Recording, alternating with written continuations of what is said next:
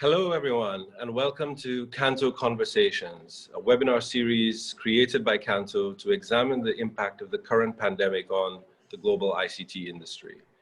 My name is David Cox, and I am the chairman of CANTO. I will also be your moderator today.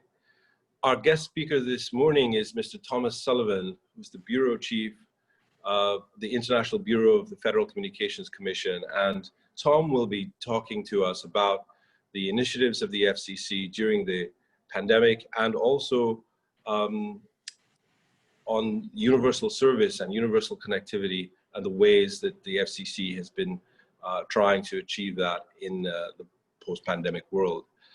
Tom is the chief of the Federal Communications Commission's International Bureau, which I said, which represents the FCC in international meetings and oversees the licensing and policy activities for international telecommunications as services and satellite services.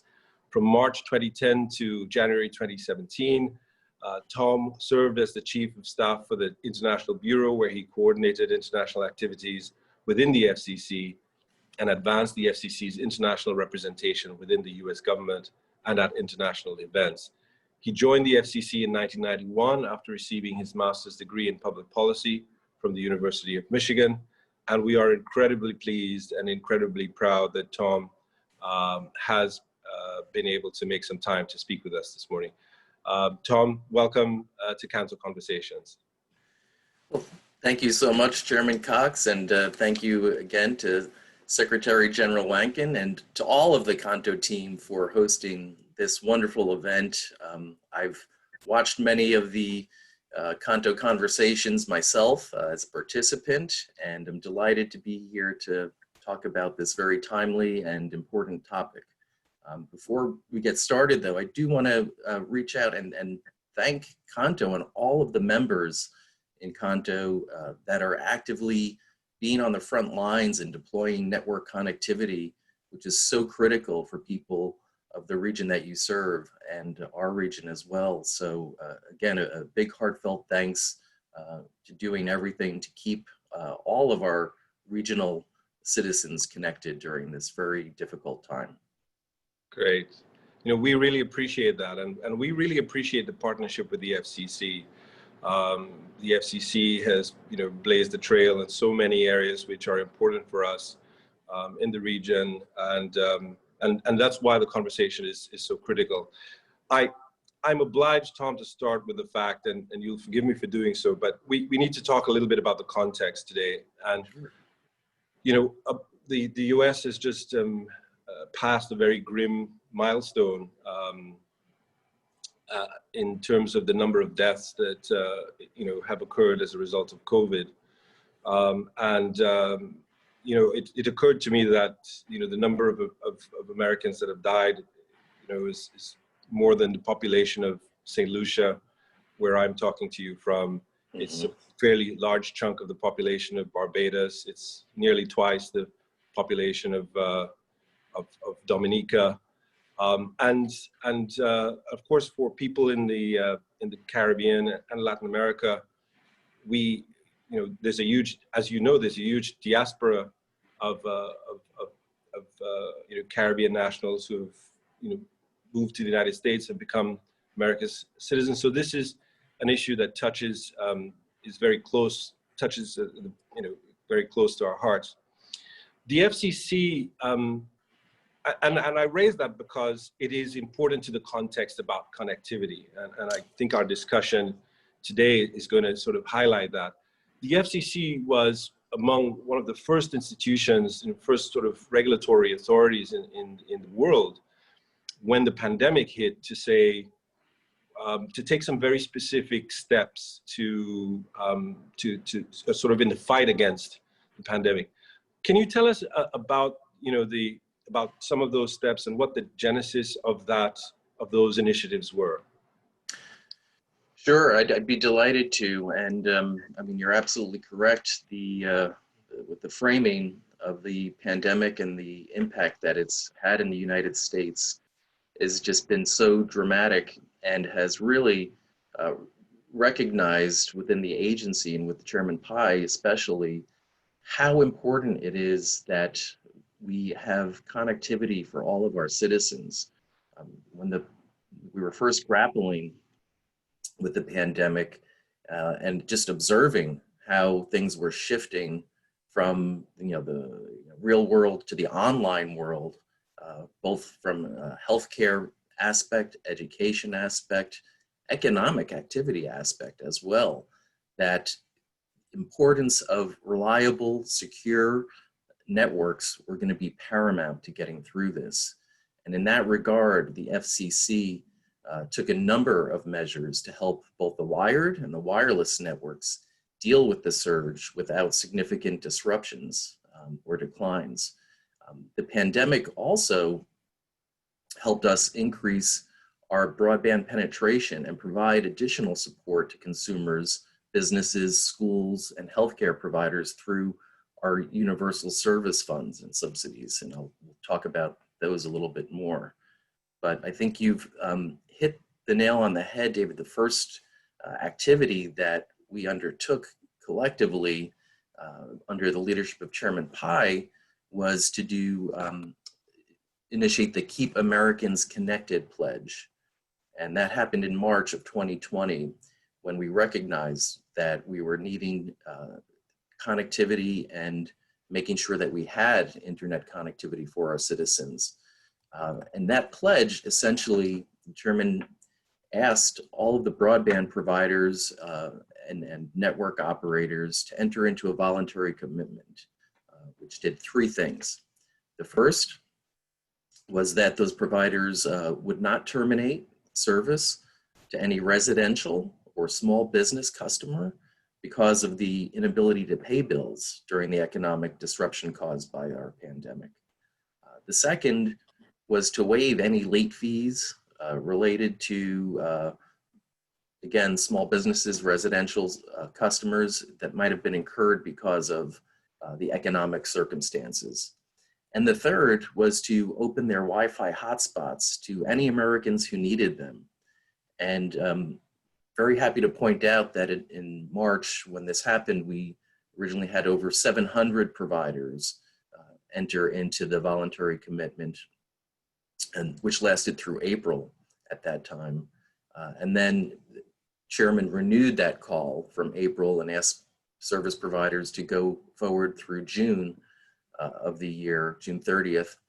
And at that time, we had even more providers sign on, I think recognizing the impact that we needed to ensure this connectivity for people to, number one, deal with the healthcare crisis, but also as our houses were turned into classrooms and work offices where I'm working from right now, the importance of internet and broadband connectivity and wireless connectivity has just been essential. So that's one of the first activities that we took. Yeah, and I'm just struck by the fact that you took this initiative in March, and Chairman Pai, has been a visionary leader of the FCC, and but you were very quick to act, and I'm just curious about the speed with which you were able to do so. What do you think, were some of the elements which contributed to how quickly you were able to and not just the speed of action, but the specificity of the initiatives that you've just talked about, for example, on late fees, on keeping people connected, etc.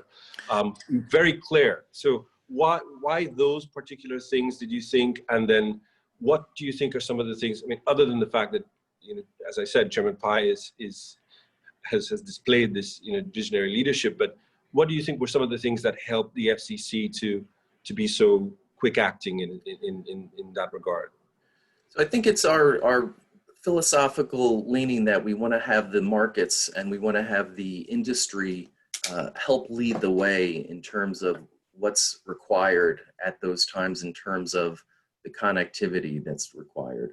The pledge was one aspect of what we had provided, and that was to really help put on the spotlight that we needed to keep Americans having their connectivity during this crisis. In addition to that, we also acted as a regulatory agency in providing additional spectrum for the carriers at the time.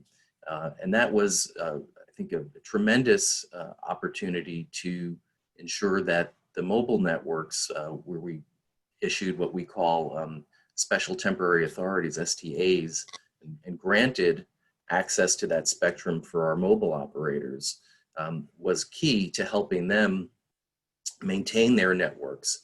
And in fact, there's data that says, even with the enhanced usage of the mobile networks, with that additional increased amount of spectrum that we put out there for them to use, it also provided higher download speeds than what happened pre-pandemic.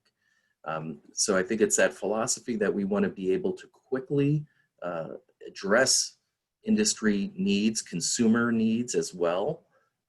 We've done a number of initiatives of consumer outreach in response to the unfortunate aspect of the pandemic has been that there are unscrupulous actors who will use it as a way to scam or try and defraud some of our citizens. So we've had a very strong consumer advocacy through our consumer-oriented bureau, my counterparts in the agency. We're putting out a lot of initiatives, consumer notices, how to recognize scams, what to do, and who to contact about those types of things. So it's really that overall philosophy of wanting to ensure that, as Chairman Pai puts it, you want to put the markets before mandates.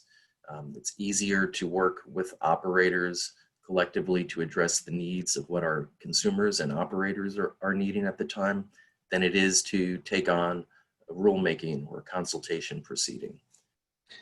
Yeah, and Tom, I am very struck by that philosophy, actually, because it does present, at least from our experience in the region, a fairly significant contrast, I would say, with the way we have seen some regulatory authorities in the region have responded. And in fact, they've gone the other way. So I'm actually quite pleased that you talked about this need for partnership, and I'll return to that. But I want to now focus a little bit more specifically on universal service.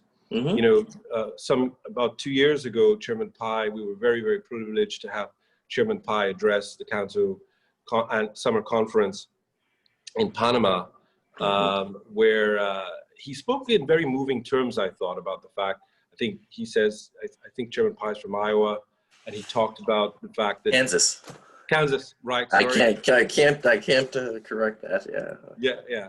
Thank you very much. It's Kansas. Yes.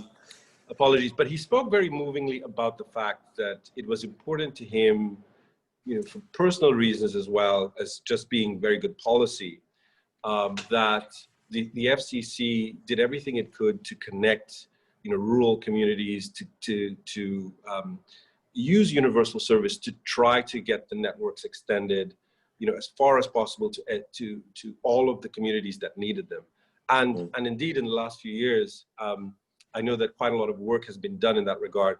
Can you tell us a little bit about, some of the activities that the FCC has, some of the support, but perhaps more importantly, talk a little bit about the philosophy of the FCC to universal service and how, it has seen that, it has seen that issue in the last few years. Yeah, no, thank you. I'd be delighted to do that. As you recall from the chairman's remarks at CANTO in Panama, bridging the digital divide in the United States is our top priority in the U.S. And bridging it globally is a shared priority that we have. Also at CANTO, if I may say. Yes, yeah. That's right. So this is why we all get along so well at CANTO. We have so many shared interests and priorities. But in doing that, the agency, the FCC, has traditionally administered the universal service funds, which were originally started to connect voice. Everyone make sure they had a voice line in the U.S. And over time, through the history of the universal service funds, we've changed that to making sure people have the broadband opportunities to be part of the online economy, online citizens. So we've shifted the philosophy there from the voice over time to broadband advanced telecommunication communications. And in doing that, our universal service funds, there's 4 broad categories that we have. The first that I'll talk about is the we call the high cost area, and this is to help provide connectivity in the hardest to reach areas where traditional operators find it uneconomical to provide service. So there's a need to have this subsidy coming from the FCC in order to facilitate connectivity there.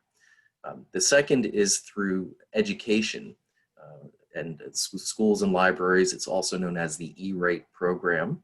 And this is where we've funded educational institutions to make sure that all children in the United States have access to broadband and online opportunities. And we've evolved that program over time to not only deal with the high-speed connectivity to those facilities, but also to any of the equipment that was required to be put throughout the building, like Wi-Fi hotspots or Wi-Fi access points, to make sure that you had not just the connectivity to the building, but you had the connectivity to the classrooms and ultimately to the students.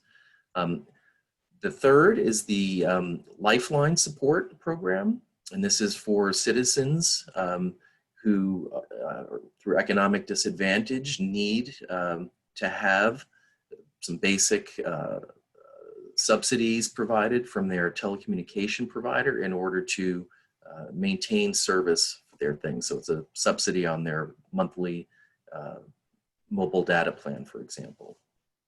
And then the fourth bucket is our healthcare bucket. And we've done this over time where we've done remote facilities, remote healthcare facilities, hospitals, clinics, even doctors' offices. And that's an area where we've just had refocus because of the coronavirus and our response to COVID-19 to develop a telehealth program where we provided recently over $200 million in funding. And this is to really help Americans have that safe access to healthcare services, so they don't need to go make the visits to the hospitals and put themselves at increased risk and increase those who are getting the virus and having the spread of the virus go forward. So that's been a tremendous boon. Chairman has called for additional funding from Congress to help facilitate even more of those types of supports. So that's been a tremendous, tremendous success as well with all of these programs. But that's just a broad stroke. I'm happy to go into more detail on any of those programs and how we've dealt with them. Great, and I'm just going to pause quickly just to say to everyone, all of our participants, if you have any questions and you want me to direct them to Tom, please feel free to share those questions in the chat. Please send them to Jimmy Rodriguez, and then we will have a look and try to get those questions over to Tom for you. So, Tom, just returning to your answer, it struck me that the first aspect of the Universal Service Program you described, takes us back to this point that you were making about partnership. You've talked about the fact that there are some areas in the United States where the cost for a provider of extending the network, getting the network, is just prohibitive, and that universal service exists to assist with that. I wonder if you could expand on that a little bit, and also, particularly in the context of talking about, for example, we know that the pandemic has hit minorities in the United States very hard. It's also hit Native Americans in extremely, it's been particularly devastating for them. And we know that some of those communities, there are issues with connectivity. So talk to us a little bit about, how those partnerships with the private sector work to get the networks extended. Sure. So one thing to start a little bit back in time is to go to these unserved areas of the U.S. where we had identified many, many years ago, maybe early 2000, what it would actually cost the carriers to connect different aspects of the U.S. in these high-cost areas, the first type of fund that I described. And about 3 years ago, Chairman Pai initiated an auction, reverse auction of our universal service subsidy. It's called the Caf2 Auction. And we had identified 700,000 premises, residents or small business areas in the US that did not have high-speed broadband service, measured at I think 25.3. I could be wrong on that speed aspect, but use that as an example. And in those areas, I'm sorry, I think there was no connectivity at all. No, like even 10.1 or below, there was absolutely no broadband connectivity in these unserved areas. And we had estimated that those 700,000 locations would cost roughly $5 billion of subsidy to serve. And in initiating this reverse auction process and opening it up to non-traditional providers, which I'll talk about in a minute, we were able to get those 700,000 locations served for $1.5 billion, so a savings of a little over $3 billion, $3.5 billion. So here we did two things. The auction itself started out at a higher amount of a subsidy for that particular geographic area, and bidders who were interested in serving that geographic area would bid what minimum amount they were willing to take as a subsidy to provide that service. So that drove costs down in a more effective economic fashion. The second thing that we did there is we opened up the service provision not just to the typical telcos or the rural telcos, but we had others who said that they could and demonstrate that they could provide service. So we had satellite telecommunication companies who wanted to provide broadband service that are already doing that, were able to bid in those areas.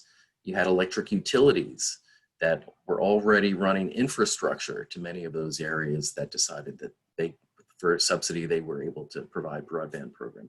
So because of the expanded aspect of what we were trying to provide, as well as driving costs down, we were able to use our scarce universal service funds to cover more areas than what we were originally thought we would be able to do.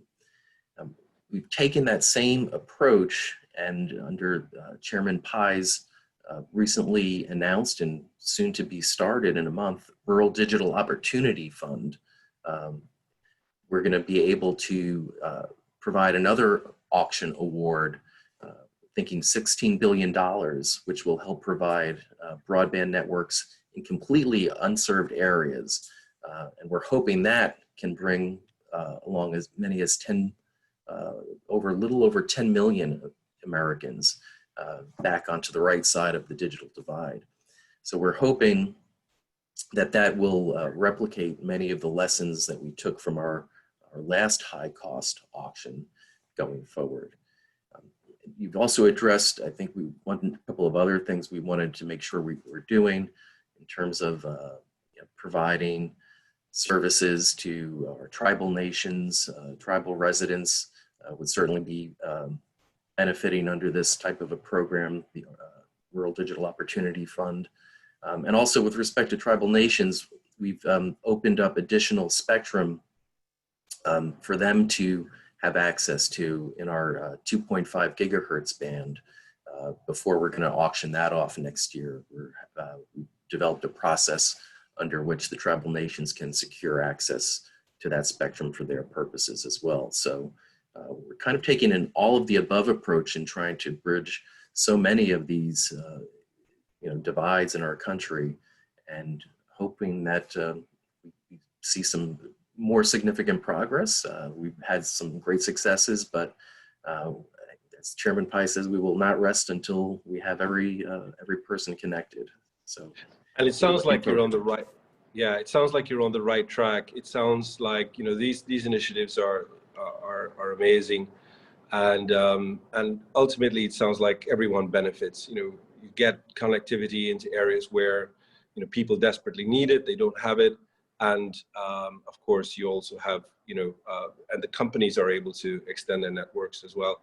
I want to move soon to talk a little bit about some of the initiatives in education and health. But before I do that, I do want to just expand on the idea a little bit about, why the FCC sees it as important to sort of step up and put its money where its mouth is, as it were. And the reason that I want to talk about that is because, regulatory authorities could easily, and we have some examples of that in Latin America and the Caribbean, that look, it's really up to it's really the job of the network operator, without any help from government. It's really, you have a license, you go and you spend whatever needs to be spent in order to get into an underserved area. Why do you think it's so important that it's been important enough that the government of the United States effectively, through the FCC, has said, no, we need to also step in? What is, tell us a little bit about the philosophy of that, and how would you respond if you were confronted with someone saying, look, it's always the responsibility of the operator to do this? Well, I think it's just a realization that the economic cost in deploying to every single area in the U.S. would, and the challenges just in terms of the topography, geography to, make those connections would just be so uneconomical. And we don't want to drive competition. We don't want to drive companies out of business. We want to keep that competitive marketplace in the U.S. and benefit from it. At the same time, the recognition of the universal service funds is to acknowledge that there does need to be this public-private partnership in the U.S. As a way forward to provide the economic incentives to reach that next area. In addition to that overall philosophy, we're also very much focusing on what we can do to cut the network deployment costs for carriers down so that they can invest their own capital in building to that next town, that next village, the next area where they don't currently have service, but they want to expand their footprint. So we're potentially offer services at lower prices as well. At competitive prices, right? So that there doesn't need to be the subsidy. So I mean, our overall philosophy is, I'd say first and foremost, trying to do set incentives that are not overburdening carriers while maintaining appropriate regulatory activities for them. And in that area, it's just the simple recognition of economics that, you want to make sure that your capital is flowing to areas where they can provide service, roll out service, offer competition to each other, to other carriers, other service providers, to benefit the citizens of the U.S. And that's our philosophy, that's our goal, that's our mandate. Where that doesn't happen organically is where we need to use this public-private partnership, the universal service funds mechanism to get service to the citizens. But the real why we're doing this is because we need to make sure that all of our citizens are connected. And I think one of the main lessons learned from the COVID-19 realization from the FCC as a regulator is really the importance of connectivity and broadband connectivity, both for the healthcare aspect of this, as well as with our children not in school, education, so that there's no gap in their learning, as well as, for our own economic activity and people who are needing to do their jobs and relying on that online service. So it's really put a spotlight on our efforts to move forward in that regard. So that's the big reason why we're really pushing so hard, and will continue to push so hard in order to do that. You've answered that. I mean, that answer is you've answered that really well in terms of helping us to understand how essential it is. It sounds to me, I mean, that you're essentially saying it's almost in the FCC's DNA to consider the task of connecting people as a shared responsibility between the private sector and government, that it's not one side either, it's not one side or the other, that it's almost a sort of a fundamental philosophy of the FCC that looking at connectivity it's so important that it's about this sort of shared responsibility, this shared partnership. Would you agree? I would. I mean, it's Chairman Pai's been very strong in advocating for making sure that we have all of our citizens connected and doing everything in our power to take on that responsibility in partnership. And I will note, one other aspect, David, we were talking about with respect to, how well the networks have upheld during the pandemic in the U.S. I want to go back in time a little bit, because it didn't happen at that moment in time when we had the pandemic. I think a lot of what we were able to withstand from our network capacity issues is because of the investments that carriers and service providers put forward into their networks in the years before the pandemic hit. And specifically, when we did a number of issues to help increase investment and increase infrastructure deployment, some as part of our 5G FAST plan, as an example, where we've made it easier for network operators to deploy infrastructure and to do so at less costly and time-consuming lengths of time. We've also modernized our regulatory regime in order to facilitate the fiber build-out that's going to be needed for 5G. And in doing that, one of the areas that we've seen remarkable investment since we took action was that when we undertook the Restoring Internet Freedom order, which reversed the net neutrality, heavy-handed, monopoly era, Title Title II regulatory philosophy that had happened at the Commission. We saw in 2018 and again in 2019, after we put that back as a lightly regulated information service, still maintaining appropriate open internet philosophy, that investments increased significantly in 2018 and again in 2019. So I think that has really helped our And those investments, networks. I'm sure, have been really critical to helping the networks with the burden that we saw during the pandemic. I mean, Absolutely. It's interesting. If I understand you correctly, you're saying that by relaxing the rules that the FCC itself had developed initially on net neutrality, by relaxing them somewhat, but still keeping in place some appropriate controls, you saw a corresponding increase in the investment in the networks, which have actually been beneficial. Absolutely, yeah, and there's data behind that as well. So we've definitely seen more fiber rollout, more investment in the U.S. during those timeframes. I'm just trying to see if I can. Anyway, I can send you the data when we have it. When I have it Sure. accessible, but I mean, the proof is actually there. And in fact, some of the other measures that I noted in terms of infrastructure deployment as well, we had cell sites in the US increased dramatically between 2018 and 2019 as well. So we had, I think, over 40,000 new cell sites increase in the US. So that really enhanced the ability of the spectrum and capacity.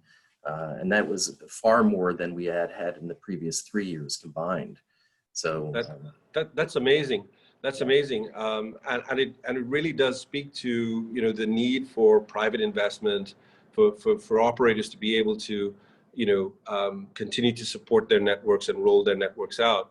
And you know, the corollary of that is, of course, did we see the sorts of abuses or the sorts of problems that consumer groups were worried about in terms of, you know, their access to services on the internet as a result of the relaxing of those rules?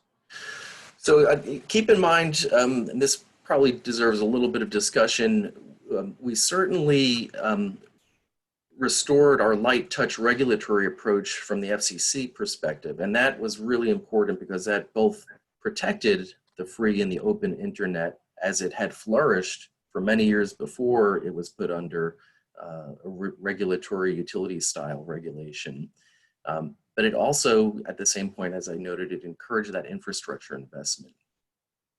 When we brought it back to the Title I information service, we worked with our Federal Trade Commission in partnership to have them handle many of the anti-competitive aspects that might emerge, where many people felt there might be issues beforehand. And so from our perspective, no, we haven't seen what many of the folks who are taking the sky is falling approach, that, you know, people are not being charged for every bit of data that they're transmitting. You're not having differentiation in your, I'm paying more than my neighbor for the same type of service. So there's really, it's been, I think, a boon and really has helped roll out more broadband fiber, more deployments to our citizens, and it's really helped strengthen the network build out in the US, making us withstand much of the demand that's increased during the COVID. And, you know, this is interesting because we also noticed in the region an incredible increase in demand for data on our networks. You know, once the pandemic hit, we saw, you know, in some cases the demand spiked within, you know, a couple of weeks to something like 40% increase in terms of, you know, the amount of traffic over our networks. And, you know, by and large, our networks have, you know, have held up. But there are some places where, you know, it's been tough, and you know, the experience has been that in the as you've just rightly pointed out, in the countries where there's been a fairly light-handed approach to regulation generally, you've seen more investment. Whereas in those countries where, you know, the industry is overtaxed or there's heavy, you know, there's heavy regulation, you just haven't seen this corresponding level of investment, which has, you know, impacted the network's ability to keep pace with the demand. So, you know, it's interesting to see that even in these much smaller economies in the Caribbean and countries in Latin America, that the trends and the, you know, are the same. So, you know, that's really interesting. I want to get to the telehealth initiatives that the FCC is engaging, because that's really interesting, because it you know, it's directly focused on, you know, the fight against COVID and helping people manage that. So you know, I'd really like to understand a little bit about what you're doing there, because we don't have, I think, a similar sort of there's no sort of, you know, analogous initiative in the region. So it's certainly interesting for us.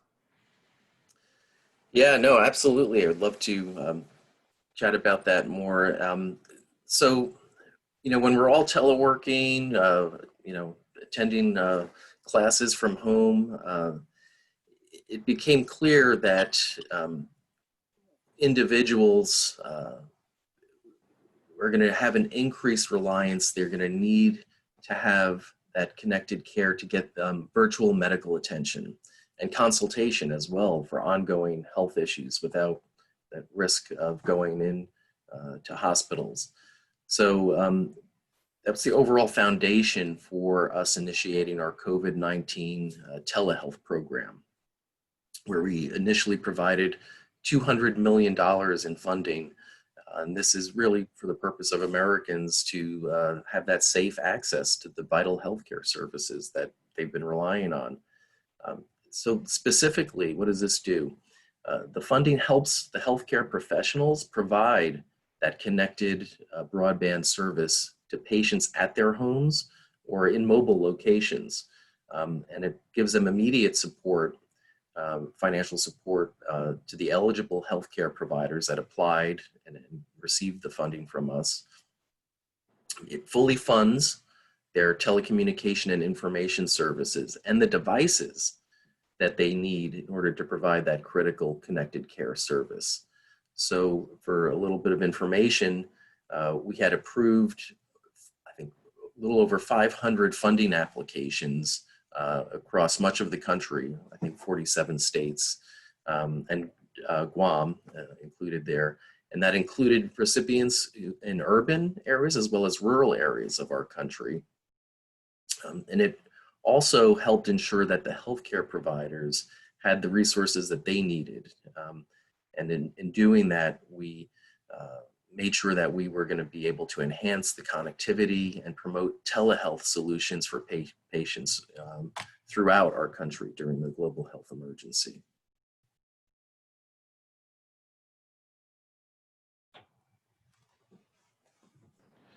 Hi, sorry there, Tom. Yeah, no worries. Yeah. That sounds like a fascinating, a really fascinating initiative. And I mean, if you think about it, it sounds like a powerful policy tool to help communities combat this terrible disease. So, I congratulate the FCC on this.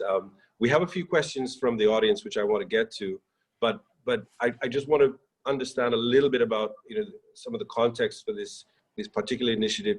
Has the Universal Service Fund, in the context of the FCC, always had this sort of telemedicine component to it, or is this something which has sort of really taken off because of the pandemic?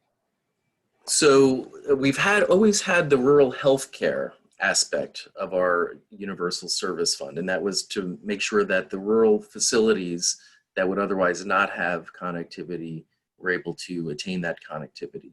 The telehealth fund was something that we used specifically in response to get more telehealth opportunities out into the healthcare marketplace from those providers. So it was certainly something that the chairman hopes to continue, but we'll have the rural healthcare bucket, one of those 4 buckets of our subsidy funding, as well as, it's along with the E-rate and the Lifeline support and the high cost support programs. So those remain constant. The telehealth, I would say, is a kind of a special aspect of the healthcare funding, specifically in response to the crisis. Fantastic. So Tom, we have a few questions that I'm obliged to get to. I Sure. think our audience would really appreciate that. So we have a question about how was the plan for the use of the Universal Service Fund developed, and in your opinion, what is key in developing ICT infrastructure? So that's a bit of a twofer. Yes. So the commission, the chairman and the commissioners vote on making the Universal Service Program policies in place. So they'll vote on, as an example, the Rural Digital Opportunity Fund that I was talking about gets presented to the chairman and the commissioners, and they vote on the mechanisms that staff recommends putting forward and how things work there. The FCC itself does not directly distribute or collect the funds for the Universal Service Program. We rely on a third-party entity to handle the day-to-day administration. The FCC, through the chairman and commissioners, set the policy on how that's determined. So it's a collective partnership with our, what we call the USAC group, where we'll direct to them who gets the award amount and how that happens. But as a regulatory agency, we don't handle, quote unquote, the funds with respect to that. And I think the second question was more along the lines of, what are sort of the key things in your view to, to developing ICT infrastructure? What are some of the key considerations in your view, key factors? So a couple of things. I think ensuring that we are providing appropriate signals to service providers in terms of, on the mobile side, the spectrum that we are forecasting, putting out into the marketplace, because that will help guide their decisions and ultimately what gets deployed from an infrastructure perspective to help further build capacity. I think a regulatory philosophy where we're thinking about providing the full gamut of solutions in terms of next generation connectivity, which includes 5G, but also includes other ways of delivering those types of high capacity, low latency services. So we've been very active at the Commission in terms of working on our rules to help modernize and streamline satellite licensing and satellite deployments in the US. We feel there could be tremendous benefits with many of the lower orbit satellite systems providing broadband service, as well as some of the geostationary satellites that are going to be launching. Don't forget your answer there, but I have to ask you: have you had any pushback from terrestrial operators and mobile operators on this? I was wondering. Yes, well, we, as a regulator, and anyone who's been at a World Radio Conference, right, you see these battles emerge on spectrum access and spectrum use among the different service. It's a raging debate, yes, for us. It is. But our philosophy is to provide kind of all of the above solutions. Right. So as deregulatory,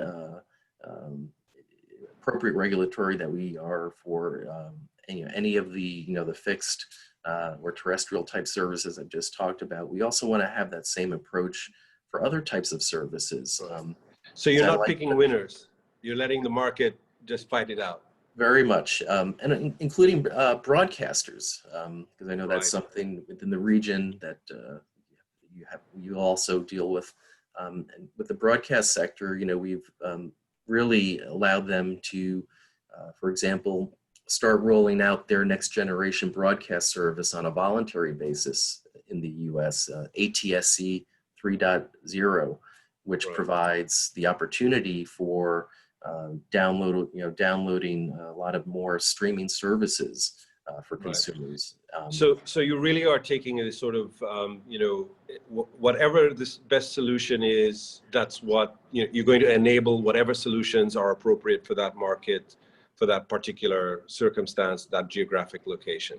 Not even geographically. I mean, it doesn't even have to be on a geographic basis in our mind. Right.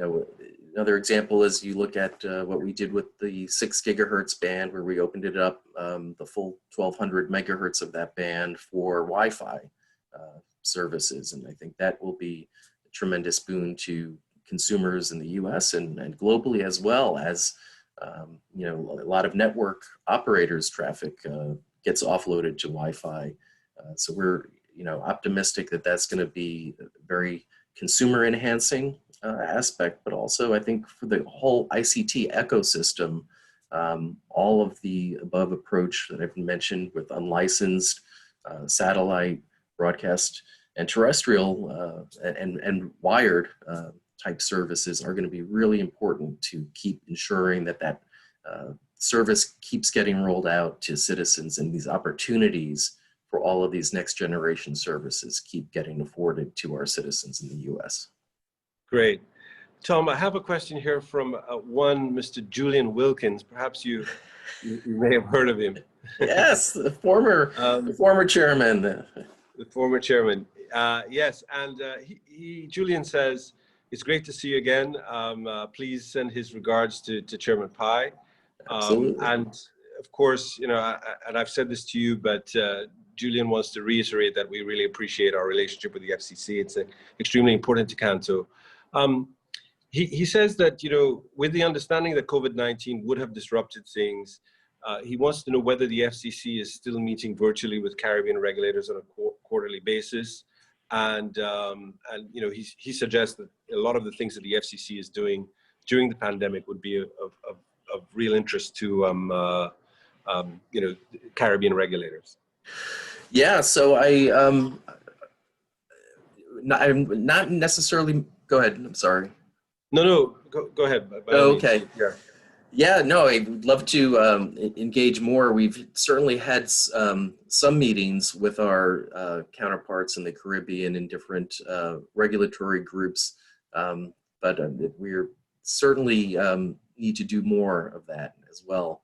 I will note that because of a lot of the measures that we've taken with respect to COVID-19, we'll be compiling and we'll be plan to submit to the ITU development sector as a kind of a guide or a list of all of the activities with references to what the FCC has done. And that would be great. Yeah, so that's something we Sounds can like certainly do. Would be a fantastic tool. So, yeah. Can I just say, I do have one, I have one more question that I want to reach you, and then I have one question I want to sort of end on before we close on. But Tom, I need to make one observation, please. And it's that, you know, during Chairman Pai's visit, he did say that he thought Julian had been, you know, the best chairman ever. I'd just like you to relate to Chairman Pai that we are certainly in the process of revising that. So we hope he'll return to one of our CANTO events so that he can offer a revised view of that. He was so looking forward to participating, and so yes, I think you'll have an opportunity. You'll have an opportunity to re-examine that statement. Very good. Very good. We're very happy about that. We have a question from Doug Minster. Well, he says not really a question, but an observation. He says, we provide service in challenging areas of the U.S. and the Caribbean, and his U.S. subsidiary took part in the FCC pledge, which was well received by customers. He did point out that it was critical that the FCC took quick and decisive licensing action to ensure additional spectrum was available for wireless carriers to better serve the customers. This provided, you know, additional bandwidth and coverage that enabled improved telework and remote learning and reduced network congestion, etc. So the private-public coordination on needs and creative solutions was critical and very effective, and he suggests would be critically effective in CANTO markets as well. And I think you've said that, you know, more or less, and I completely agree with you.